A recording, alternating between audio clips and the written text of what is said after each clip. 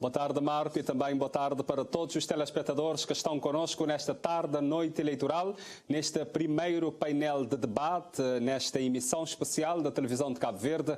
Vamos estar aqui a olhar para a participação dos cidadãos na campanha eleitoral e também o marketing eleitoral durante esta campanha. Vamos basicamente observar para os 16 dias e nós temos aqui conosco a Rizanda Soares, ela que é docente universitária e também coordenadora do curso de licenciatura em Ciência Política e Relações Internacionais na Universidade do Mindelo. E também conosco temos Carlos Santos, ele é historiador, professor universitário, vem da Universidade de Cabo Verde e também faz parte do Observatório da Cidadania Ativa de Cabo Verde. Começo por si, Carlos Santos, para nos dizer como é que viu a participação dos cidadãos nesta campanha eleitoral. Boa tarde, Odair, obrigado pelo convite. Boa tarde a Rizanda. A participação desenvolveu de várias formas. Nas redes sociais, de forma mais presencial, na rua, junto das sedes de campanha. Nas redes sociais, por exemplo, eu posso sublinhar algumas mensagens de apoio a alguns grupos partidários, outras mensagens apelando ao voto em branco e outras mensagens, inclusive, ao apelo do não voto, no sentido que o voto tem um custo e as pessoas não se identificam em nenhum partido político a ponto de assumirem neste dia de hoje e exercerem o seu direito de voto. Houve algumas situações que deveriam ser mais acauteladas, nomeadamente a mobilidade ou a circulação, por exemplo, nos IACs, carros ainda de cabine, que as pessoas mantinham-se sentados geralmente, mas também houve situações que podiam colocar-se de pé. Sabemos que isso hoje é proibido, dos perigos que isso pode acarretar, mas de certa forma a população conseguiu acompanhar devido também às redes sociais, a imprensa, mesmo questão nas universidades. Enfim, houve uma ação suficiente para que as pessoas no dia 18 de hoje, né, tivessem as suas ideias clarificadas a ponto de votar numa lista A ou B. Ou C ou D, ou F, também. Né? São 6 candidatos a participar nestas eleições. Rizanda, também como é que viu a participação dos cidadãos nesta campanha eleitoral? Muito obrigado, Odair. Boa tarde a todos, Carlos. Bom, aquilo que eu pude verificar, apesar do alcance não de ser a nível nacional, porque eu estou aqui em São Vicente, aquilo que eu pude verificar foi uma grande mobilização de cidadãos à volta da campanha. Não sei se por a inerência dessas eleições, que a meu ver é a mais participada, também é que, claro, por inerência dessa campanha e também a inerência desse ato em si, é mais importante do ponto de vista daquilo que se espera que as pessoas depois tenham uma base bem fundamentada e escolham conscientemente o candidato que os vai representar no órgão máximo que é o nosso Parlamento cabo-verdiano. Se calhar por isso a envolvência é maior, não querendo desmerecer, obviamente, a envolvência que nós tivemos na anterior campanha, que foram as autárquicas que ocorreram, portanto, em outubro.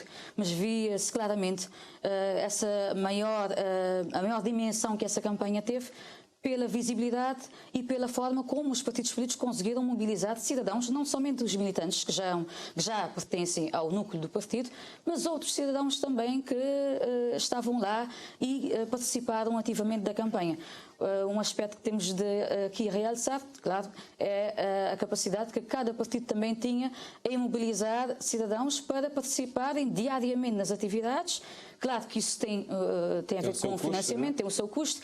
Eles encaram isso como um trabalho que eles estão a fazer, num tempo que há essas necessidades. Portanto, ali conseguimos ver essa envolvência mais forte, mais fraca, dependendo desse poder financeiro, mas muita gente, sim, nas ruas, as arruadas ou as careatas, como se quisermos assim dizer, ou mesmo as atividades de rua, sempre envolveram muita gente, muito maior número do que o número que os militantes, que os partidos políticos têm. Portanto, a envolvência foi maior, ainda que estivessem a recrutar pessoas para pagar por um serviço, portanto, o impacto foi maior, porque nós, os cidadãos que não participamos ativamente na campanha, podemos ver esse mar de gente a acompanhar os militantes e os líderes dos partidos. Eu gostaria que nós pegássemos aqui nesse aspecto, por exemplo, das pessoas que estão ali a trabalhar diariamente no porta a porta e que recebem para esse trabalho, porque é um trabalho e há algumas pessoas que não sabem disso.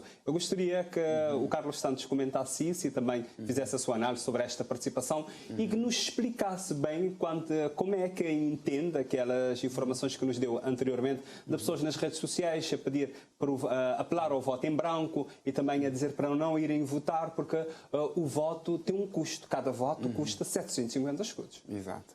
É uma forma de análise, não é? E até de reivindicação ou de participação ativa das pessoas, porque muitos eleitores não percebem ou não têm esse conhecimento que cada voto tem um custo. A nível de partidários, ainda é um número muito reduzido de pessoas que têm essa noção e que assumem num claro boicote, né? Um boicote pensando no lado financeiro, no custo que tem para o Estado cabo-verdiano, e lançam esse desafio no sentido também de levar ao conhecimento, não é? Dessa situação, mas também de ver se os partidos começam a mudar a nível de discurso, a nível de linguagem, a nível de posicionamento, a nível de mensagem que querem passar para o público, uma mensagem de aproximação que se cumpre depois na realidade, porque nós temos situação de que ao longo da campanha ouvimos vários anúncios, algumas promessas, mas depois não há uma análise muito profunda, exaustiva, ao longo dos 5 anos do mandato, de forma a nós percebermos a verificação desse programa, monitorizarmos esse programa, o grau de cumprimento e, se houver situação de incumprimento, porque é que isso acabou por verificar. A nível de participação das pessoas nessa campanha, por exemplo, eu tive a felicidade de verificar aqui em São Vicente, não é? Na Avenida da Holanda, em Monte Sossego, pessoas de um determinado partido a exibirem numa rotunda, numa zona profundamente frequentada, a bandeira do seu partido ou o partido que lhe contratou. Ninguém garante que essas pessoas que faziam-se acompanhar da bandeira ou dos símbolos do partido irão votar mais tarde no dia de hoje, não é? Ou chegaram a votar nesse partido. Curiosamente, eu tive a oportunidade também de falar com um apoiante a partido, um apoiante de um partido, e disse-me que não era exatamente o partido, mas era em nome de Cabo Verde que estava a exercer aquela ação mais ativa. Não é? Por isso nós temos de analisar isso de várias formas. Pode ser também uma necessidade de estarem na campanha de forma mais ativa, mais visível, mas não significa que no fim irão assumir na hora do voto para o partido A ou para o partido C. Nós temos é uma forma de analisar que temos de começar a seguir com algum cuidado ou com alguma atenção. No futuro, o que é que isso pode originar a nível de mudanças de intenção de voto, numa altura que nós temos 6 partidos e existe uma certa descrédito, não é, do nosso sistema político. Até que ponto esse tipo de posicionamento, de mensagens de redes sociais... Vamos ver se essa sua opinião se confirma mais tarde também, para ver se há esse descrédito mesmo, ou se as pessoas, ou se os eleitores cabo-verdianos vão nos surpreender e vamos ter uma abstenção baixíssima. E se não sabemos, vamos ver mais à frente com os meus colegas lá mais tarde. Também, Risanda Soares, como é que vê este apelo durante a campanha eleitoral de votar em branco ou também de não ir votar porque cada voto custa 750 escudos? Isso, de facto, ocorreu e fez muito alarido nas redes sociais, principalmente a partilha desse tipo de informação, pedindo às pessoas para não o fazerem porque a situação ficaria exatamente igual. Portanto, essa fraca representatividade e também trazendo por trás alguns incidentes que ocorreram nessa última legislatura e por ali fora. Bom, é verdade que há esse pagamento, que é também aquilo que garante o suporte financeiro e o retorno daquilo que é investido numa campanha eleitoral. As campanhas hoje em dia... Porque os partidos vão ao banco, né? Vão ao banco fazer portanto, um empréstimo todo um investimento que é feito. O dinheiro. E se, por exemplo, se eu consigo montar uma massa, um grupo enorme de pessoas com a minha camisola, dando a imagem, a sensação, aquela visibilidade que eu tenho força, estou com as pessoas junto à minha força partidária, só faço isso porque eu tenho poder financeiro. Portanto, às vezes, os custos associados às campanhas em Cabo Verde começam a ser avultadíssimos. E eu também, quando faço isso, é para aumentar o eleitorado, vamos ver se efetivou hoje, aumentar o número de eleitorado, porque para cada voto no meu partido recebo 750 escudos, se o Tribunal Constitucional avaliar as contas e se tudo também tiver em conformidade, porque é também esse outro aspecto. Há ainda um processo que dura o seu tempo. E também há os investimentos que nós nunca sabemos quanto é que são exatamente, quanto é que de facto o partido investiu nessa campanha, porque há os lobbies, os outros apoiantes que têm interesse que aquele partido X ou B assume o governo para interesses, portanto, desse grupo. Sim, nós vimos, portanto, esse apelo ao não voto ou ao voto em branco, mas acima de tudo a dizer não, vocês não votam porque quem depois vai receber os 750 escudos, ou outros a dizer, imagino que os 750 escudos dava para 200 escudos para essa finalidade, mais 500 para fazer outras coisas. Mas não é por esta perspectiva que nós deveremos encarar esse processo. Enviesar o assunto para este campo só dificulta ainda mais aquilo que nós queremos, que é a consolidação da nossa democracia. As pessoas têm de participar, sim, e o participar conscientemente é exatamente não pensar que o meu voto vale X. Não, o meu voto vale aquilo que vale e vale sim a qualidade da democracia que eu quero para Cabo Verde. É isso que as pessoas têm de pensar. Quando há essas desinformações, e feitas de forma até grosseiras nas redes sociais, que a mim me deixaram, quer dizer, onde é que nós estamos? As pessoas não pensam, mas a verdade é que acaba por ter apoiantes, né? Infelizmente acaba por ter apoiantes. E ter muitas partilhas. E muitas partilhas, porque aquilo que é mau, infelizmente, tem esse efeito. Não fica bem e depois são pessoas que se dizem que são cidadãos, que estão às vezes até envolvidas em grupos ativistas, né, a fazer esse tipo de apelo, que não fica nada bem. Precisamos sim reforçar esse apelo para as pessoas votarem e exercerem esse direito. Para depois não andarmos aqui a reclamar de muitas coisas e, no entanto, na hora de avaliar e decidir se podemos alterar ou se podemos continuar, não o fazemos. Portanto, é difícil, de facto, nesse tipo de cenário e durante as campanhas, ver esse tipo de posição de algumas pessoas que deveriam ter já uma consciência cívica um bocadinho mais acima da média e, pegando nisso agora que diz, portanto, falamos agora, tentando trazer agora para aquilo que foi as mensagens dos partidos políticos, também fazer aqui um parênteses. Nas últimas eleições, nas autárquicas, nós vimos um apelo ao voto muito mais consistente e sempre, em todos os tempos de antena, votam. Mas aqui foi mais um votem em mim, mas o outro discurso é vão e votam, que fez falta nessa campanha eleitoral, pelo menos eu não pude Acabou por passar só exatamente no dia de hoje. No dia de hoje, porque não podiam fazer o apelo diretamente no partido A, B ou C ou D, acabaram por dizer que as pessoas devem participar, mas ao longo da campanha eleitoral com foi mais... Com frequência isso foi, portanto, feita com mais... Eu gostaria também que nós observássemos aqui para este fenómeno dos independentes que nós tivemos nas autárquicas, os independentes que agora aparecem em listas de partidos políticos, já que nas legislativas nós temos só partidos políticos a concorrer. Nós temos o caso ali da Tarrafal de Santiago, o independente, o Cláudio Souza, que apareceu no movimento independente para a Câmara Municipal de Tarrafal de Santiago. Temos também o André, também na Ilha do Sal, que era um independente, agora está na lista da UCIT, o Cláudio Souza no PTS e aparece também como presidente interino do PTS. Eu gostaria, como é que vocês observam para essa migração, nós podemos dizer assim, começa por si, Carlos Santos, desta migração dos independentes, das autárquicas, agora para as listas dos partidos políticos nas legislativas? alternativas. Devemos acrescentar o Nelson, não é? O Nelson Sim, Lopes, o Nelson aqui em São Vicente. São Vicente. Nós tivemos o Nelson no Mais São Vicente, que agora aparece na lista do PICV e depois de fazer um combate forte também ao PICV nas autárquicas. Exato. Como é? Acaba por ser um fenómeno interessante, não é? Que provavelmente durante esse processo, o processo anterior, que foram as autárquicas, acaba por desenvolver uma necessidade de ter uma participação mais ativa na vida política e mediante os resultados, por exemplo, Nelson teve um resultado muito positivo, não é? Satisfatório, também o Gomes na Ilha do Sal, e viram nessa oportunidade nas legislativas de assumirem essa posição e de se agruparem a um partido político.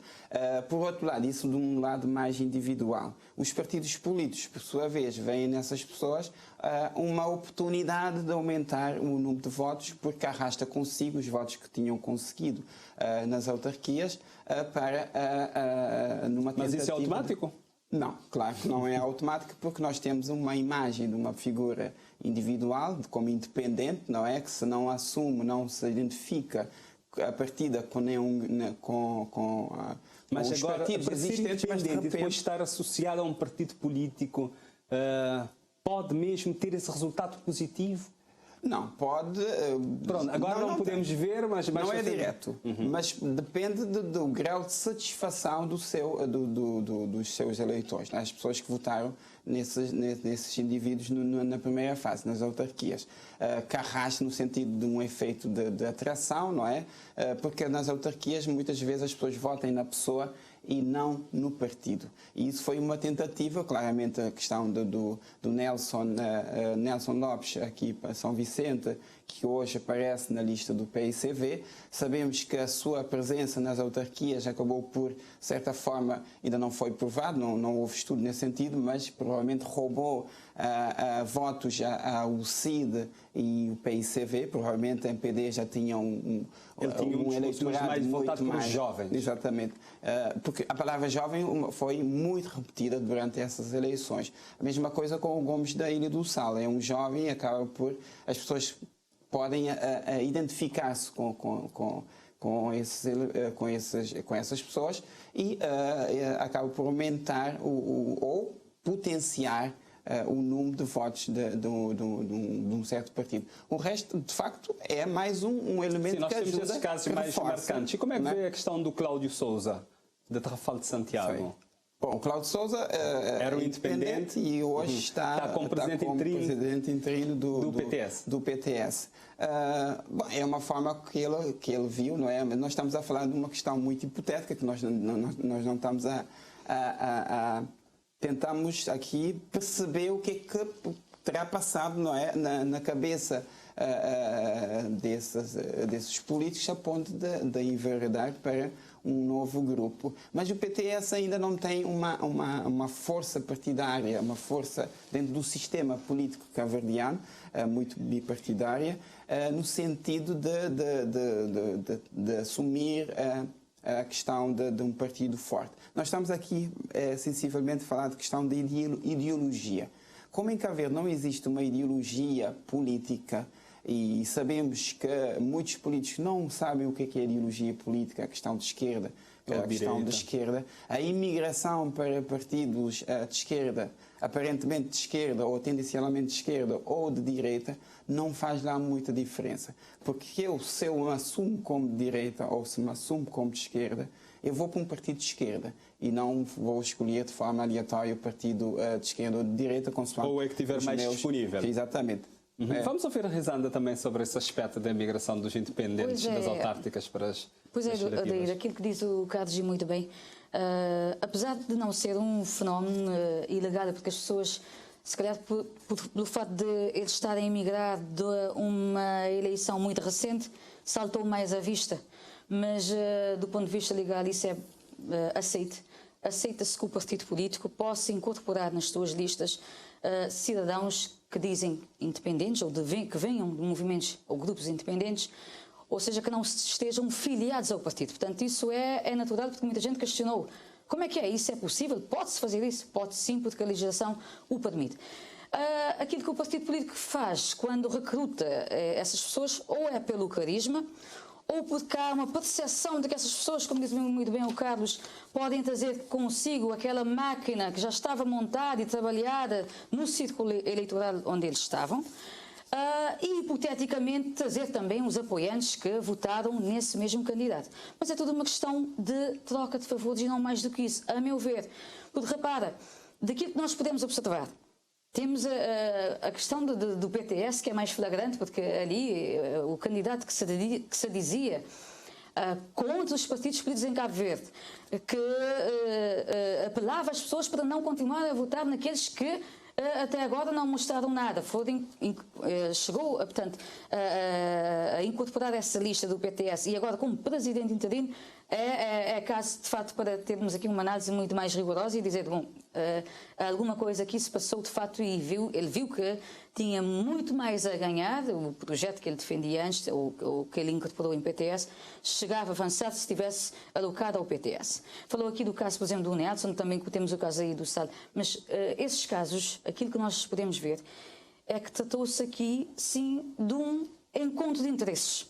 Para já o partido, por aquilo que nós aqui já dissemos, mas depois é o próprio candidato que andou a advogar nas últimas eleições, que era contra os partidos, a dizer tudo e mais alguma coisa contra as forças partidárias deste país, que a solução partia sim do movimento de cidadãos. Aliás, o conceito aqui apartidário para mim causou-me estranheza, o fato de usarem esse conceito, porque eu se sou apartidário é porque eu não possuo e nem integro nenhum partido político, mas a partir do momento que eu estou dentro de um movimento partidário, estou a disputar o poder político. Portanto, deixei de ser partidário. Partidário é quando não quero, não tenho nada a ver com o assunto. Portanto, estes que se diziam independentes e apartidários, passa a redundância desse termo que eu já aqui expliquei, agora estão nas listas dos partidos políticos, mas atenção, não uma posição qualquer, uma posição elegível. Portanto, para vermos que há aqui um jogo de interesse muito claro, que é preciso esmiuçar e perceber bem, que a pessoa, quando integra um partido político, aquilo que nós chamamos em ciência política que é a disciplina partidária, que no Brasil é fortemente chamada, mais vulgarmente chamada de disciplina de voto. Porque o nosso Parlamento é formado numa base partidária. São os partidos que concorrem. Dificilmente esse indivíduo que lá está não vai alinhar-se com aquilo que é a visão, os objetivos e o programa do partido político.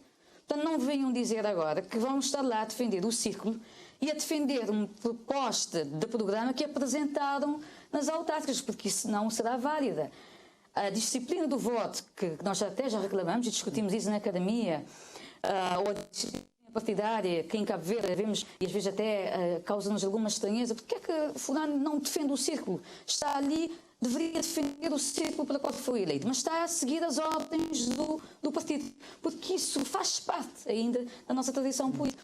Quando vai lá na bancada XPTO que ele estará, se for um deputado nacional, se for eleito, vai defender primeiramente aquilo que for a orientação do partido, e isso estamos claros, isso entendemos isso, que é assim que funciona.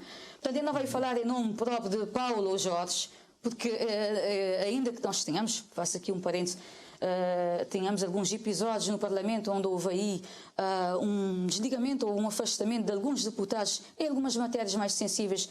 Nós tivemos o caso da Mirceia Delgado, que muitos na altura apontavam que ela muito provavelmente estava a assinar a sentença de morte política em termos ligados ao MPD, e depois aparece como segunda na lista do MPD em São Vicente. Do lado de São Vicente. E nós já tivemos também alguns casos também do lado da bancada do PICV, onde absteceram completamente e não alinharam, apesar de que nós sabemos... A questão da composição das listas, nós tivemos a questão do Odaílson, nós podemos dizer Odaílson, e outros mais que mostraram oposição a Janira Ofer Almada e que não entraram nesta lista. De uma forma assim muito breve e rápida, como é que virou a composição das listas, tendo em conta esses casos em concretos, rapidamente?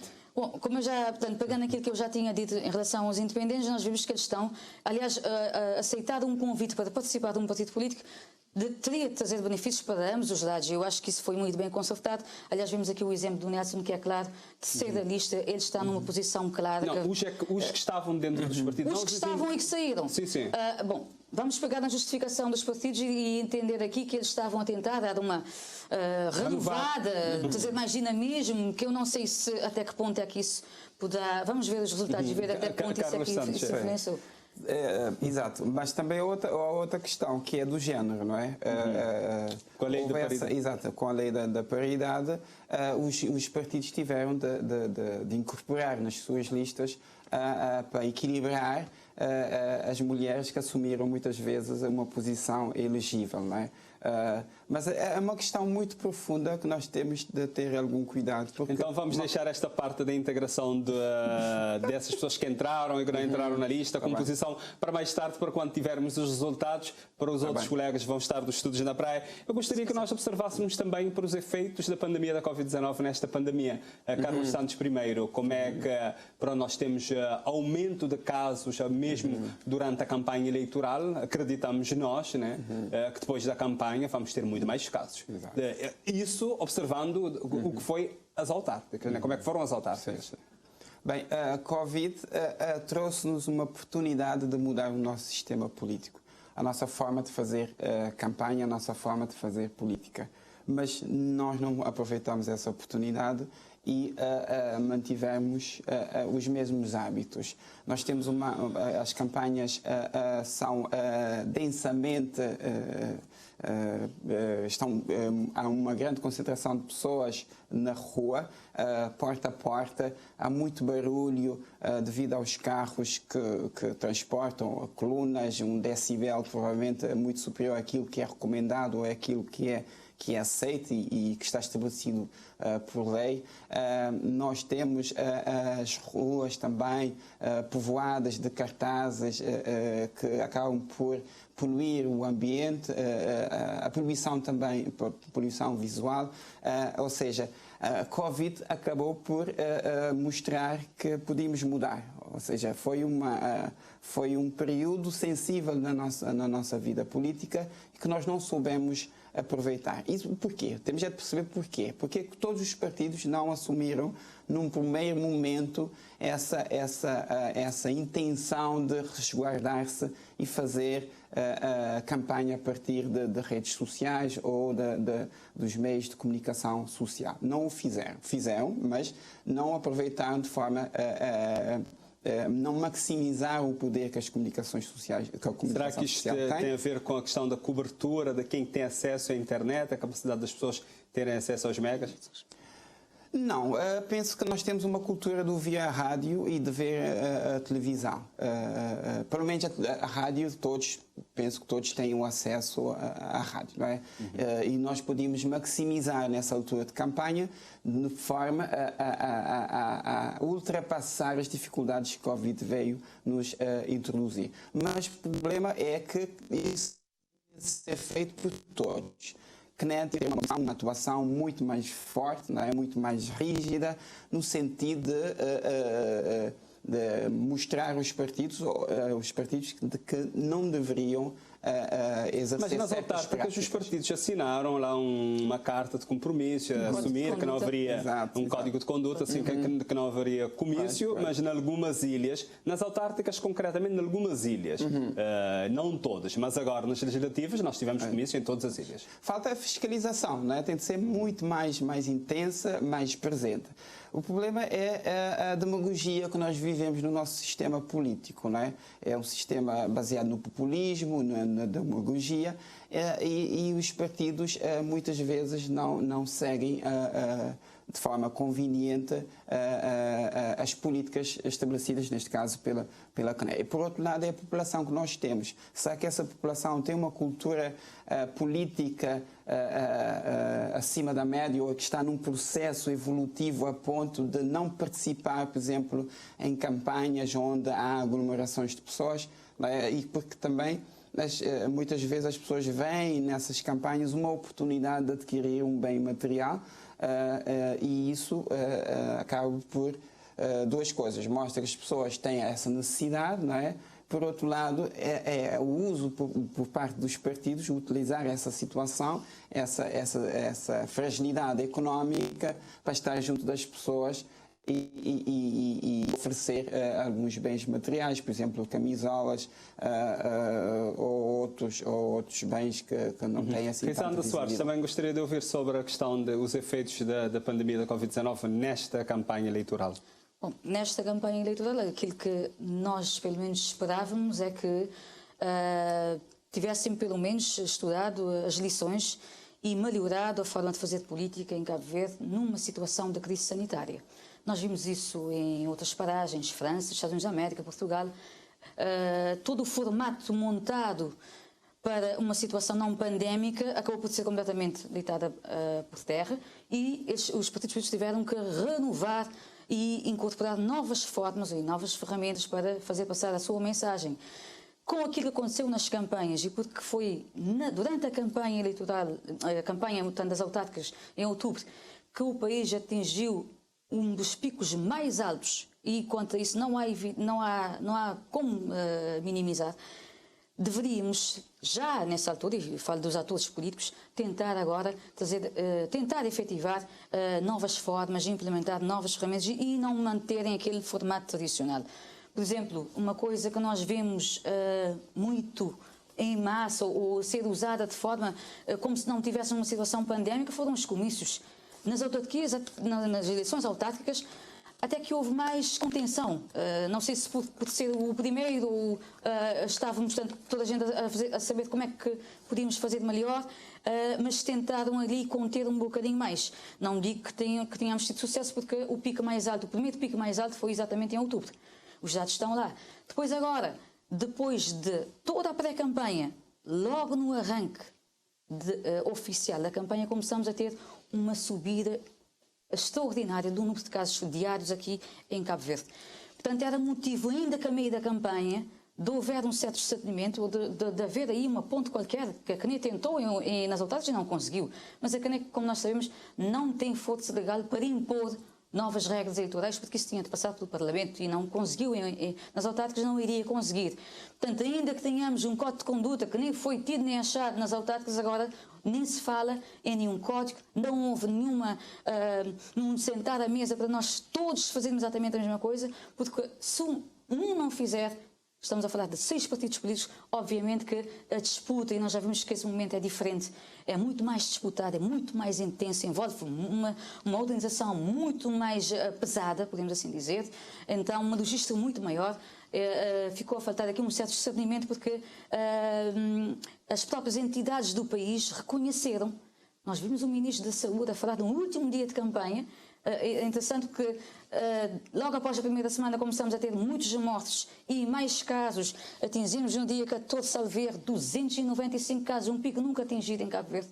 E esperávamos que as nossas autoridades de saúde, de uma forma geral sanitárias, tivessem feito valer a sua palavra e tentado impor alguma coisa, porque lá fora foi assim que aconteceu. As autoridades de saúde e sanitárias o Diretor Nacional de Saúde ainda disse qualquer coisa por causa disso, apelar, mas o apelo não... É só apelo e se não houver aqui... E o Presidente da República também a dizer a maior fiscalização, a exigir maior fiscalização, mas na prática isso não vimos. Pronto, temos ainda agora só mais 10 minutos, portanto ainda temos outros tópicos que queremos analisar aqui. Vamos pegar nos slogans da campanha, pegar concretamente nos 3 maiores partidos. Nós temos Cabo Verde para Todos, por um Cabo Verde para Todos, que foi o país civil utilizou nas autárquicas, em alguns círculos eleitorais, e depois transporta isso para as eleições legislativas. Agora, falando do Cabo Verde, nós temos o MPD também, Cabo Verde no caminho seguro, e também Basta, nós somos a opção sim, e estudou o CID. Eu gostaria de ter a vossa leitura. Carlos Santos, primeiro. Bem, começando pelo CID, tem Basta dos mesmos, sim, somos opção. Ou seja, tem 2 expressões muito fortes, 2 palavras muito fortes, que é basta, não é?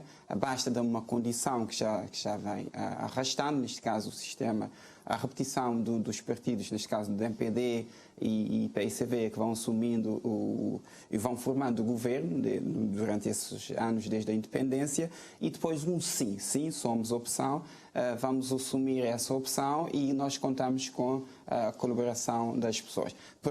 por outro lado, tem num ponto mais tardio, num segundo plano, as ilhas de Cabo Verde. Sabemos que a UCID é um partido que tem uma forte presença aqui em São Vicente, não é? Mas que nesta campanha assume como um partido nacional, não um partido regional, mais a norte, mais concretamente aqui em São Vicente, mas um partido com uma dimensão nacional e aposta na imagem ou no mapa de Cabo Verde, das ilhas, para fazer projetar as suas ideias, reforçando esse basta, esse sim, no sentido de termos um parlamento mais monocromático, mais policromado, né? Porque temos essa tendência de ter duas cores no parlamento e ajudar no poder de decisão ou estar mais ativo na hora do voto, tendo em conta os interesses nacionais.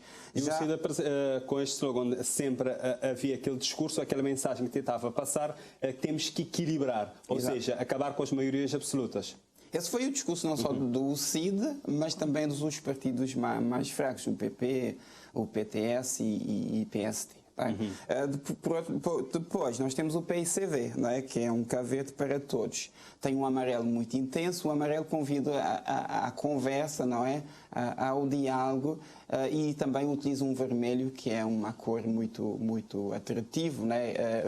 Uma cor quente, que também leva as pessoas até certa forma, a revolucionar-se, a posicionar-se de forma mais vincada sobre uma situação que aconteceu, segundo a visão do PICV, que foi um governo que não soube adaptar às situações de seca, 2 anos de seca e no último ano Covid. Precisamente por isso, para mostrar que tem muito mais a dar para Cabo Verde, a MPD utiliza no seu slogan o caminho, ou seja, é um caminho que nós devemos continuar, não é que já foi iniciado já há 5 anos atrás, e de forma a instituir as reformas do Estado, a melhorar os programas antes estabelecidos, apostar nos transportes aéreos, transportes marítimos, devemos continuar com o mesmo partido, neste caso o MPD. Ou seja, é o seguro ligando à questão da segurança sanitária. Exatamente. Também seguro no sentido que os outros partidos não são seguros a ponto de assumir o país num momento delicado, não só nesse momento delicado, mas segundo a visão do MPD, ele não tem uma bagagem, não tem uma experiência a ponto de conseguir gerir o país durante os próximos 5 anos. Ou seja, o slogan acaba por ser bastante intenso, né? Por exemplo, o CID basta em si, a questão do PICV, não só as cores utilizadas, mas Cabo Verde para todos, numa tentativa de inclusão, de equidade, e MPD um caminho, ou seja, o caminho que já foi feito, que já se iniciou, e devemos continuar no sentido de termos um futuro bom. Leitura também da Risanda Soares. Sim, complementar aquilo que o Carlos já disse, portanto nós estamos a falar de 3 partidos com assento parlamentar, né? E outros 3 partidos que ainda em grupo minoritário, não só de influência, mas de capacidade de granjear eleitorado ainda é fraca. Portanto, são 6, mas em posições completamente diferentes. Inclusive, já falamos da questão financeira, os com assento parlamentar estão em melhor situação para terem feito uma campanha, portanto, com capacidade de granjear mais eleitorado por causa também desse pendor financeiro. No entanto, aquilo que nós podemos ver nas mensagens, precisamente as que foram passadas nos tempos de antena ou nas plataformas que os partidos criaram ou nas redes sociais, aquilo que nós vemos é pelo menos os 2 grandes partidos da oposição, tanto o PICV, o MPD e o PICV, todos alinharam um discurso de credibilidade e de pedido de confiança ou renovação de confiança. Os 2, quer queiramos, quer não, se o país está na situação em que está, os 2 é que têm sido os governos que sucessivamente tem se alterado na governação do país desde os anos 90.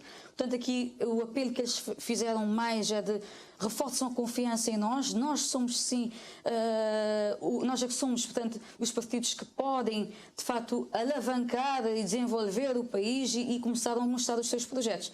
Um fato interessante é que os dois acabaram por ter quase uma mensagem idêntica nos tempos de antena, mostrando os grandes projetos que fizeram enquanto governantes deste país.